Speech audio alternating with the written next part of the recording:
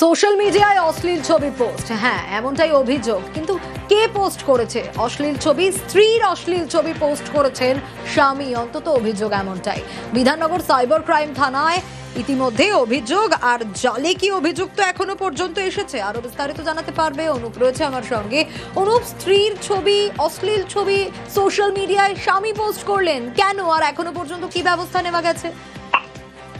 চলতি বছরের সেপ্টেম্বর মাসে সল্টলেকের বাসিন্দা এক মহিলা বিধাননগর সাইবার ক্রাইম থানায় লিখিত অভিযোগ দায়ের করে তার অশ্লীল ছবি সোশ্যাল মিডিয়ায় পোস্ট করা হয়েছে এবং এই ছবি পোস্ট করেছেন পিন্টু দাস। পিন্টু দাস কেউ তার স্বামী, এমনটাই তিনি জানিয়েছেন এবং বিবাহ বিচ্ছেদ মামলা চলছে।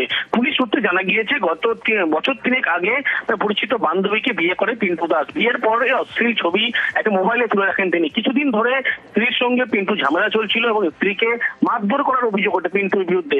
এরপরেই পিন্টুর বিরুদ্ধে কোর্টে অভিযোগ দায়ের করা হয় পরবর্তীতে থানার পরে, এবং কয়েকদিন আগে স্ত্রীর অশ্লীল ছবি কিন্তু সোশ্যাল মিডিয়ায় তিনি পোস্ট করেন এবং ফেসবুকে এই ছবি দেখে গত সেপ্টেম্বর মাসে বিধাননগর সাইবার ক্রাইম থানা সেখানে লিখিত অভিযোগ দায়ের করে। সেই অভিযোগের ভিত্তিতেই পুলিশের পক্ষ থেকে একেবারে দেগঙ্গা এলাকা থেকে অভিযুক্ত স্বামী পিন্টু দাস, প্রাক্তন স্বামী, তাকে কিন্তু গ্রেপ্তার করা হয়েছে এবং আজকে আদালতে পেশ করা হয়েছে এবং হেফাজতে নিয়ে পুলিশের পক্ষ থেকে জিজ্ঞাসাবাদ করা হয় বলে এমনটাই বিধাননগর সাইবার ক্রাইম থানা পুলিশের পক্ষ থেকে স্পষ্ট করা হয়েছে।